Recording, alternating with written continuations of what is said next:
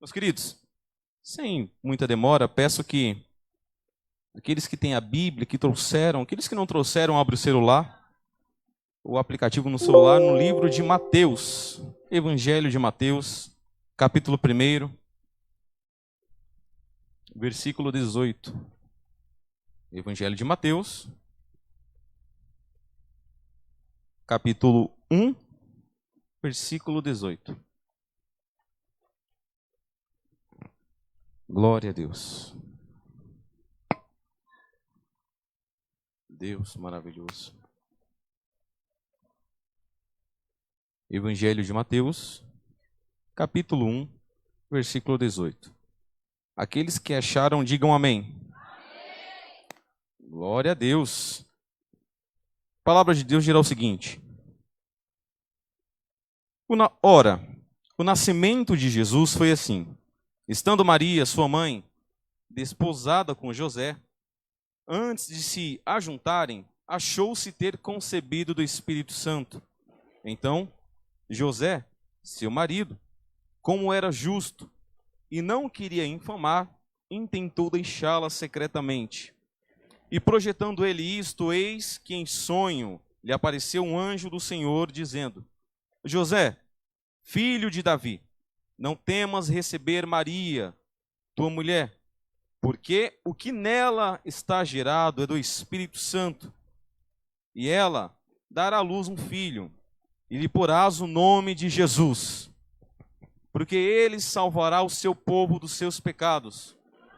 Tudo isso aconteceu para que se cumprisse o que foi dito da parte do Senhor pelo profeta, que diz: Eis que a virgem conceberá e dará à luz um filho, e lhe será chamado pelo nome Emanuel, que traduzido quer dizer Deus conosco. Glória a Deus. Meus queridos, você tem total liberdade para glorificar, exaltar o nome do Senhor. A única coisa que eu peço é que você não feche sua Bíblia e, se possível, acompanhe também comigo. Quando nós olhamos para esse texto, quando nós vemos esse texto, eu me pego pensando em algumas coisas, como, por exemplo, a questão do nome. A palavra nome é uma palavra pequena, simples. Do grego, onoma ou onoma. Do hebraico, Shem. Uma palavra que é pequeníssima, mas tem um significado importantíssimo. Afinal, é ela que dá significado a todas as coisas e que define o sentido daquilo que a gente tem por chamar. Quando passamos por lugares ou por momentos, nós costumamos nomear esses lugares, esses momentos. Eu estou aqui em cima do púlpito, então eu nomeio esse lugar como altar. Se eu estou assentado, eu nomeio esse objeto como cadeira. Mas também, quando queremos identificar uma pessoa ou alguém, também utilizamos o nome para aquilo, ou um apelido, justamente para nós entendermos e sabermos quem se trata aquela pessoa, pelas suas características, por quem ela significa, do que ela se trata e o que ela é. Se não for assim, nós não saberíamos quem é quem ou que pessoa se distinguiria de quem. Afinal, se eu chamasse o fulano ou ciclano, viriam todos juntos. Pois bem, olhando para a Bíblia, nós conseguimos ver a passagem de 1 Samuel, capítulo 16, versículo 11, aonde Samuel é enviado até Jessé. Quando ele chega na casa de Jessé, ele fala que veio da parte do Senhor e veio ali também fazer um sacrifício em prol do Senhor.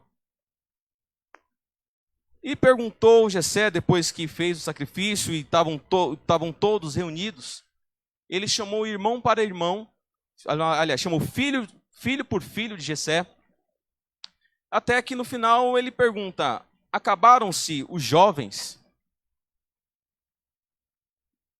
E lhe respondeu: ainda falta o menor, que apacenta as ovelhas.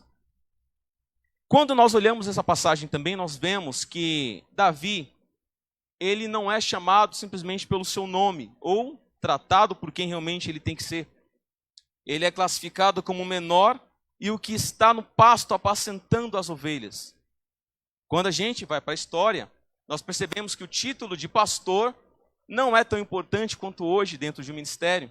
Afinal, ele era dado, claro, por uma pessoa de responsabilidade. Afinal, ele carregava o bem da sua família ali, protegendo as ovelhas, mas era dado a um escravo. Quando nós vemos essa questão, nós percebemos que Davi, ele sempre foi tratado como o menor da casa, tratado e julgado pela sua estatura, julgado pela sua importância que está ali. Quando nós vemos essa questão, nós até mesmo comparamos um pouquinho com a nossa vida. Às vezes, você está em um lugar onde você está inserido, não é exatamente o que você queria. Você é julgado pelo seu tamanho dentro daquele lugar, dentro da sua casa. Você é julgado pelas características que colocaram em você. Ah, mas aquele fulano, ele bebeu, ele aprontou todas. Ah, mas aquele fulano, ele tem um passado horrível. Você nunca é chamado pelo seu nome. Você nunca é tratado de forma em que as pessoas olhem para você e falam, ali está ele, está ela. Ali eu consigo ver o Luiz Gustavo, Pedro. Não, você é tratado e julgado e colocado pelas características que o mundo coloca em você, que o mundo vê em você. E nunca pelo fato de você ser o que você realmente é. Quando nós vemos isso, nós percebemos que enquanto o mundo, ele coloca um nome em você, dos céus desce outro nome sobre você. Para Jessé e para os seus filhos, Davi era o menor da casa, Davi era aquele que pastoreava. Para Deus, ele era o rei de Israel. Posteriormente, da nação de Israel entrou em guerra contra os filisteus. Chegando lá, Davi, amando de seu pai Jessé, para levar alguns alimentos para os seus irmãos, que ele estavam, ele ouviu as ameaças de Golias, ele ouviu a afronta de Golias diante do exército de Deus, do exército do povo de Israel. E nisso ele pergunta, quem é este circunciso para afrontar o exército do Deus vivo? E seu irmão, ouvindo aquilo, infamou contra ele, se irou contra ele. Desde então, ele começa a olhar para Davi e fala, eu conheço a presunção e a maldade que tem no seu coração. Ou seja, mais uma vez, Davi é tratado como simplesmente o presunçoso. É tratado simplesmente como aquele que tem um coração ruim. Afinal, o mundo ele coloca sobre ele, a sociedade coloca sobre ele características que não pertencem a Davi. Mas isso foi o que os homens rotularam. Isso foi o que os homens quiseram. Afinal, aquele menino, aquele moço, quando ele chega no campo de batalha, diante de um gigante de 3 metros, ele simplesmente com paus e pedras fala, eu vim em nome do Senhor.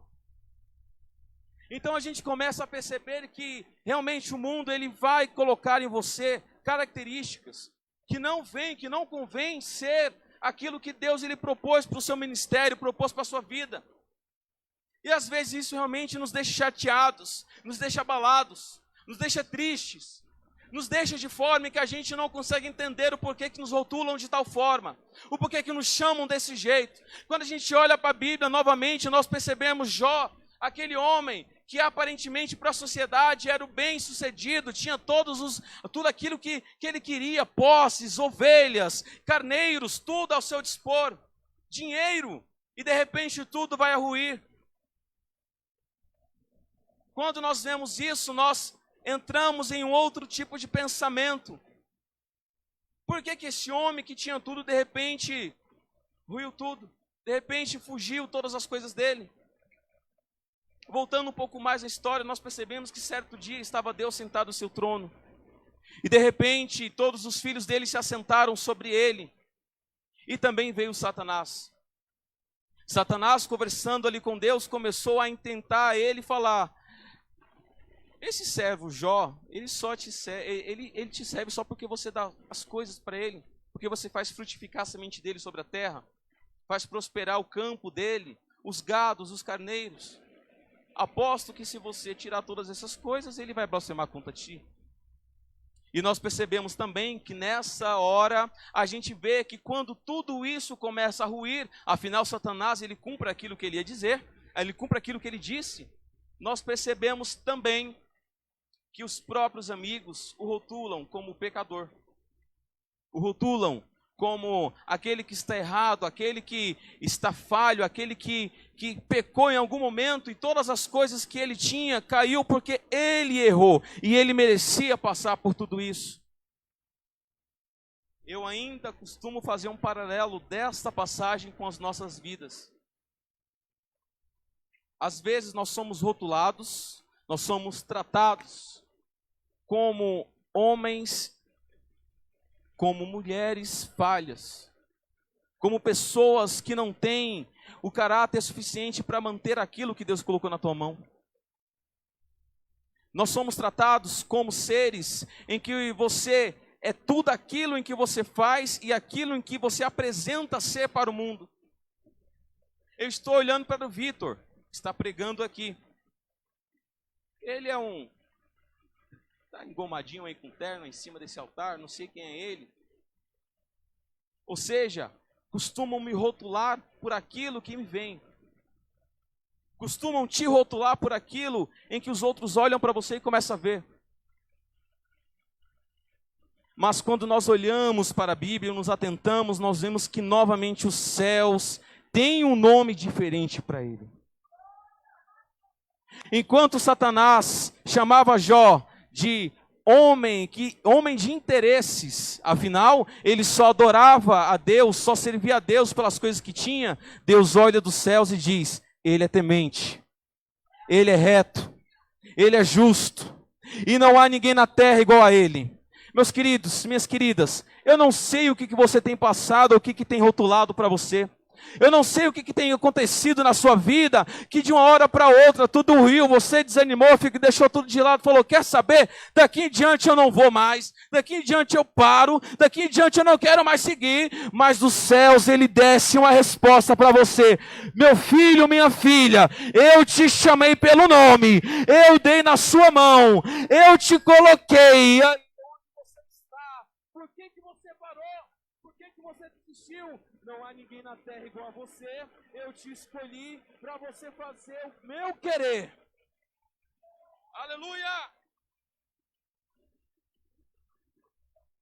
Até quando a gente vai ficar querendo contender com o mundo? Até quando você vai ficar dando atenção para aquilo que o mundo pensa de você? Até quando você vai achar que aquilo que o fulano, ciclano, beltrano, aquilo que Satanás intenta contra você é verdade? Meu querido, você foi escolhido, você foi escolhida. Você não está aqui simplesmente mais um domingo do ano, mais um domingo que se inicia, mais um culto normal. Você foi colocado aí porque tem coisa para você, porque tem ministério para você, porque Deus ele viu algo diferente na sua vida. Ele não te trouxe aqui para você ficar aí com cara de triste pensando, meu Deus, o porquê que estão falando isso de mim? Talvez eu realmente seja um perdedor, um pecador, mas Deus mais uma vez ele te chama para algo novo. Glória a Deus.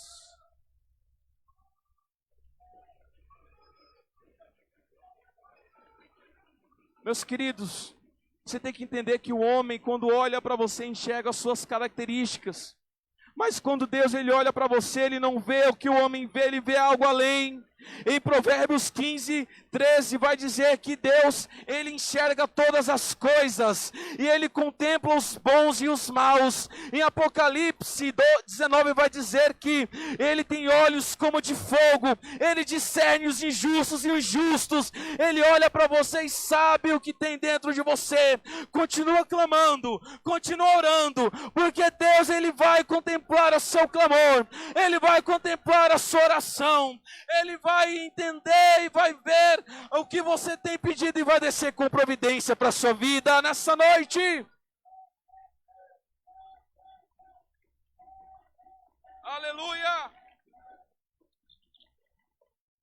Meus queridos, olhando novamente para a Bíblia, eu vejo uma passagem que eu considero como uma das minhas prediletas. Jesus, depois de uma tarde inteira pregando, ensinando, ele já cansado decide passar ao outro lado.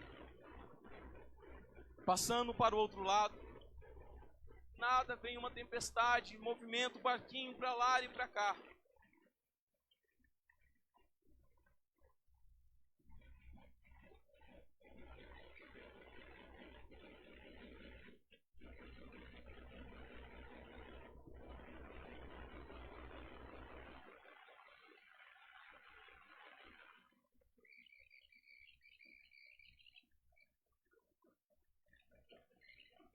Próximo ali de Gadara, nós vemos que tem um lago chamado Lago de Genezaré, ou Mar da Galileia.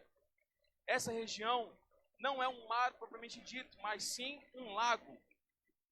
E por ser um lago, é quase impossível acontecer tempestades.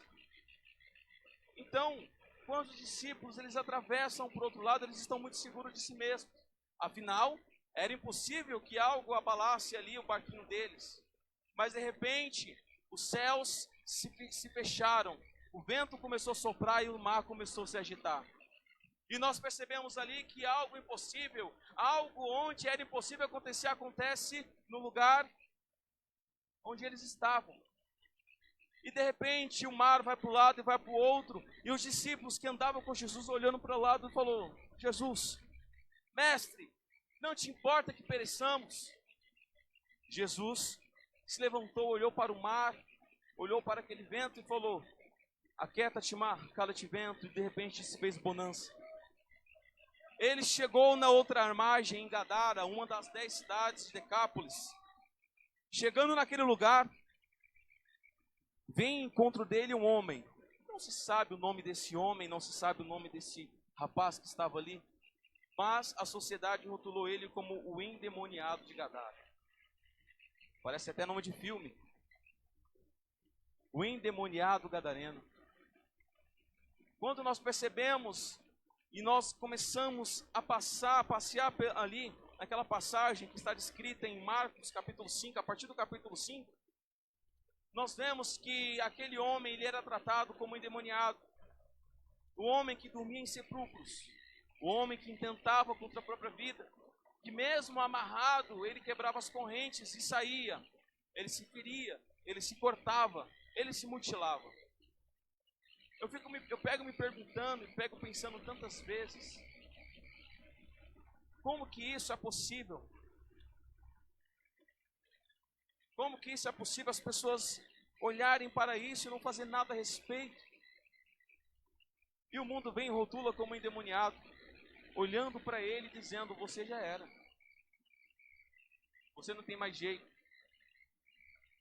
Quando você olha para a sua vida, quando você olha para as pessoas que estão aqui na rua, meus queridos, eu tenho 26 anos praticamente que morei aqui no Ministério.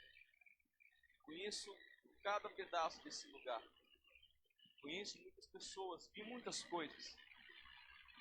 Vi irmãos aqui que, quando você olhava, era um verdadeiro endemoniado.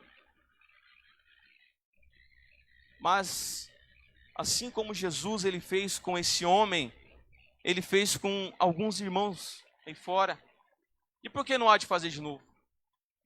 E por que não há de fazer de novo a boa obra? E por que não há de fazer de novo um bom começo na vida deles? Às vezes nós estamos aqui num lugar seguro, com as portas fechadas. Mas ali está o campo. A seara está pronta. Cadê os ceifeiros?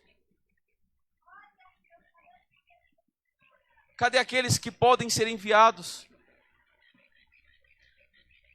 A palavra nos diz que quando esse homem ele foi liberto por Jesus, aquele que estava preso foi enviado para libertar. Ele pregou a palavra em toda Decápolis, ou seja, em todas as 10 cidades mais importantes de Roma. E todos em que ele parava e pregava se maravilhavam. Na verdade, eu não sei nem porque que eu estou indo por esse caminho. De repente, nós olhamos a seara, está ali fora. Nós olhamos o campo, está ali fora. O que a gente tem feito a respeito disso? que a gente tem feito a respeito dessas questões? Quantos jovens, quantas moças, quantos rapazes estão perdidos aí? Eu falo isso, mas a espada corta aqui antes de cortar aí. O que a gente tem feito a respeito dessas questões? Temos ficado sentados aqui. Meus queridos, quando nós olhamos em Atos 2, os discípulos eles começam a orar, voltar para Jerusalém, se assentam em Jerusalém e começam a orar.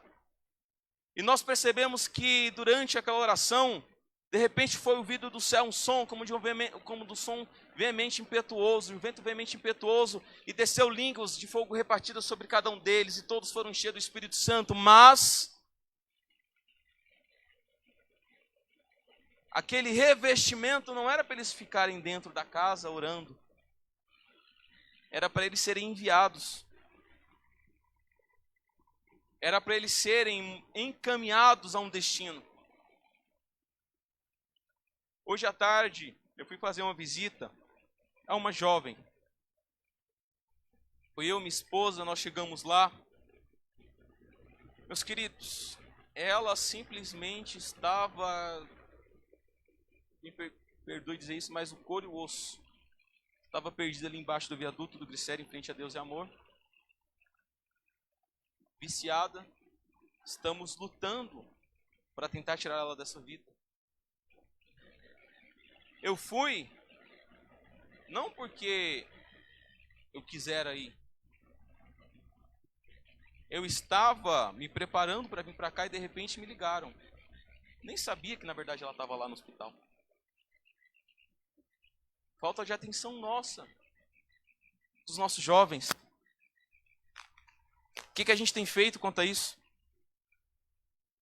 A gente fica sentado, talvez escutando algumas pregações, querendo fogo, fogo, fogo, fogo, mas se o fogo chegar e você não usar esse fogo, vai servir para quê? O revestimento para os apóstolos naquela época foi para ir. E quando o fruto do Espírito ele se desperta dentro do crente, não é para ficar dentro da casa, é para ficar fora da casa. Quando o fruto do Espírito, ele vem em línguas, dom de cura, dom de interpretação, dom de manifestação de línguas, dom de ensino, dom de doutorado, mestrado, enfim. Se Deus ele coloca uma arma na sua mão, é para você guerrear.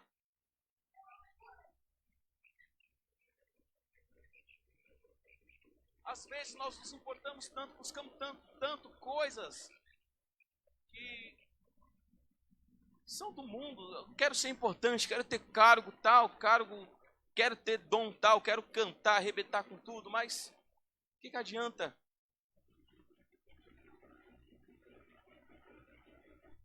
O que adianta a gente ter tantas e tantas armas, sendo que lá fora está a mesma coisa? Eu sei que talvez agora você não esteja dando glória. Eu fico até feliz de certo ponto, porque talvez você esteja entendendo algumas coisas. Eu estou entendendo muitas coisas aqui para a minha vida. Meus queridos, Deus ele coloca um ministério sobre você. Deus ele te dá armas, ele te deu canto, ele te dá dons, talentos para você usar. Ele te dá coisas para você poder utilizar lá fora, não aqui dentro. Jesus ele te chamou por um propósito, assim como ele chamou cada um desses aqui que eu citei. Nenhum deles foram chamados à toa.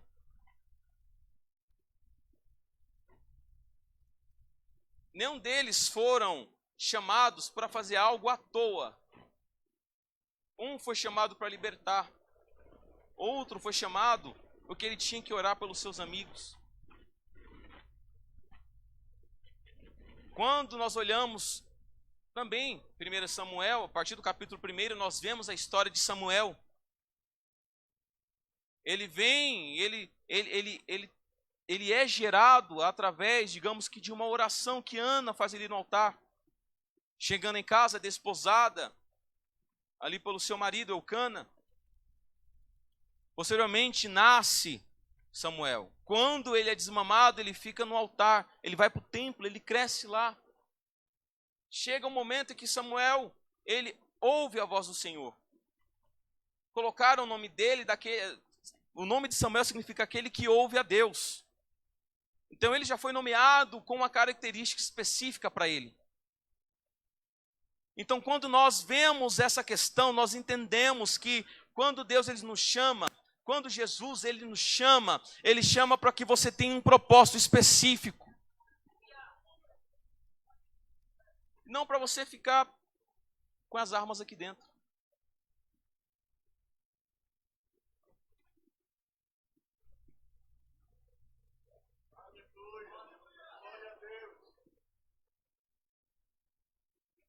Glória a Deus.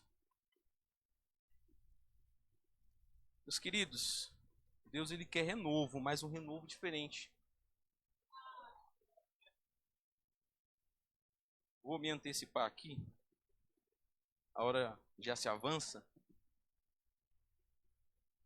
Quando nós olhamos novamente para a Bíblia, nós não podemos deixar de falar do principal dos nomes, aquele que tem o nome sobre todos os nomes. Quando nós olhamos para a Bíblia, nós vemos Cristo, que veio do céu perfeito, sem pecado nenhum. Quando nós olhamos para a Bíblia, em 1 Pedro, capítulo 2, fala que porque, pois sois chamados, pois também Cristo padeceu por nós, deixando-nos o exemplo, para que siga as suas pisaduras, o qual não cometeu pecado, nem da sua boca se achou engano, o qual não se injuriava, e quando padecia, não ameaçava, mas entregando-se ele, que julga justamente, levando com ele em seu corpo os nossos pecados, que sobre o madeiro, para que mortos pelos pecados pudéssemos viver a justiça, e pelas suas feridas fôssemos sarados. Quando nós entendemos que nós recebemos o fruto do Espírito, que nós fomos salvos e chamados pela graça de Cristo, e que os nossos pecados estão na cruz e com Ele nós somos também crucificados, nós temos que ir para fora, meus queridos. Não adianta a gente tentar ler diversas passagens e falar, meu Deus, hoje eu vou pregar e eu vou pular até o teto. Meus queridos,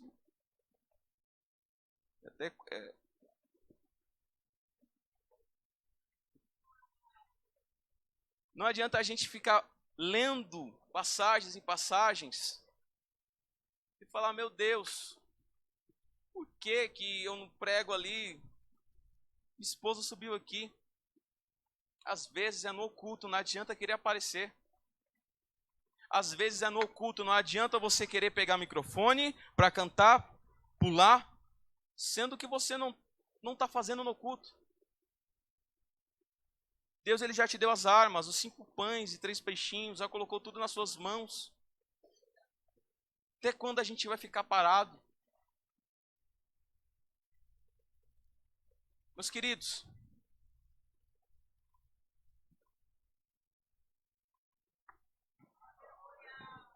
se coloquem de pé, vamos orar.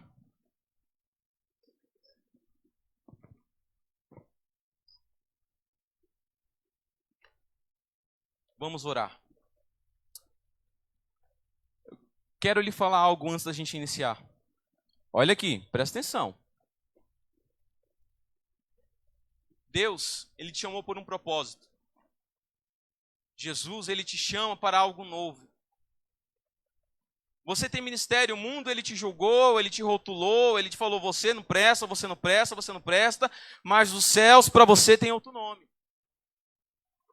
Ele te deu armas, não para ficar aqui dentro, mas para ir para fora. Ele colocou nas suas mãos talentos, dons, para você utilizar. O jovenzinho lá que testemunhou da mãe dele, quem sabe não foi o talento, o dom de cura, que Deus não colocou na vida dele. E ele orou pela mãe, e a mãe voltou com os movimentos do lado que estava paralisado. Quem sabe?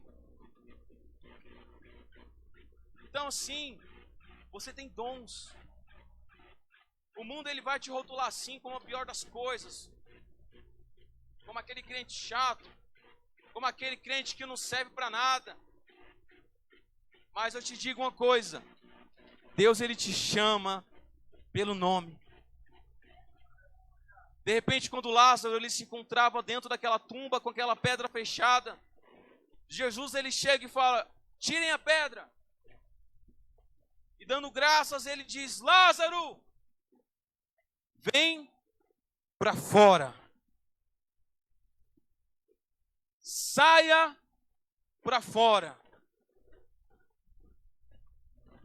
Os campos já estão cheios. A seara já está aí. Tomemos a ceifa e vamos à seara. O que adianta nós ficarmos aqui parados com tantos dons e talentos? Meus queridos, meu coração se alegra toda vez que eu venho aqui e vejo esse grupo de jovens aumentar. Eu sei que aqui o pessoal ele não está nem aí, vai mesmo, pega a espada no campo e sai cruzando. E o que tiver pela frente salva mesmo, e Jesus ele trabalha. E glorifica a Deus, porque essa casa tem trabalhado pelos jovens. Essa casa tem trabalhado pelos obreiros. Essa casa tem trabalhado pelas irmãs. Tem orado, tem jejuado, tem clamado. Os adolescentes têm cantado com unção. Você estava pulando aí. Forte. Eu me alegro quando vejo isso. Mas, Vitor, quem é você? Eu não sou ninguém. Não sou ninguém, esquece. Quem é Jesus? Ele te chamou por uma boa obra. Ele te chamou por um futuro diferente. Te rotulam como aquele que não presta. Te rotulam como aquele que não serve para nada. Te rotulam como aquele que é simplesmente desgarrado da família. Mas o bom pastor, ele vai até você hoje. Meus queridos, eu não sei como você entrou aqui nessa noite. Engraçado, a gente fica aqui, Espírito Santo fala uma coisa, gente. Eu não sei como você entrou aqui nessa noite. Eu não sei como que você passou por essas portas. Eu não sei se você já serviu ao Senhor ou não. Deus o sabe. Mas eu sei também que Ele te chama pelo nome e que esse não é um culto normal. Mas eu sei também que Jesus, Ele te chamou para algo diferente e que esse não é um culto normal.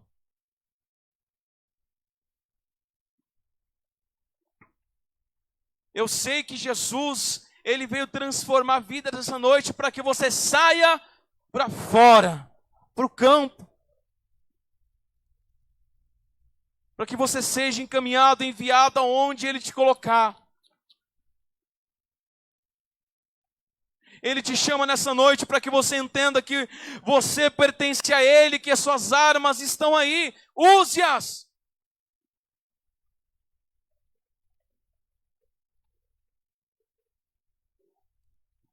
Aleluia. Feche os olhos.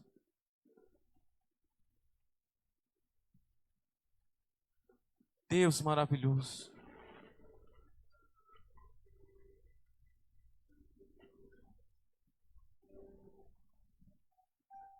Quão grande Deus, Ele te chamou nessa noite. Cantarei quão Ele coloca talentos em sua mão. Ele coloca dons em sua mão.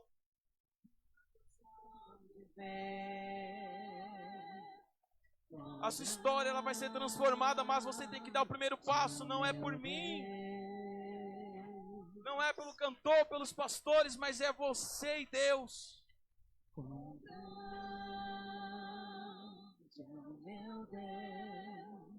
Te rotulam como aquele que não presta, te rotulam como aquele que não faz mais nada, como aquele que está paralisado, mas Deus, Ele te chama pelo nome nessa noite.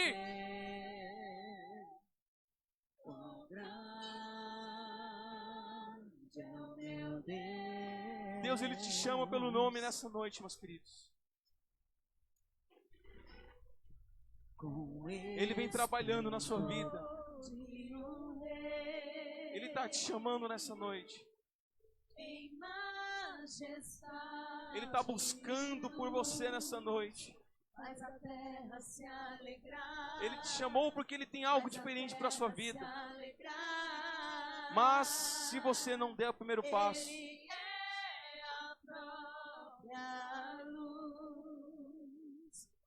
ninguém vai dar por você. Se você não der o primeiro passo, ninguém vai dar por você.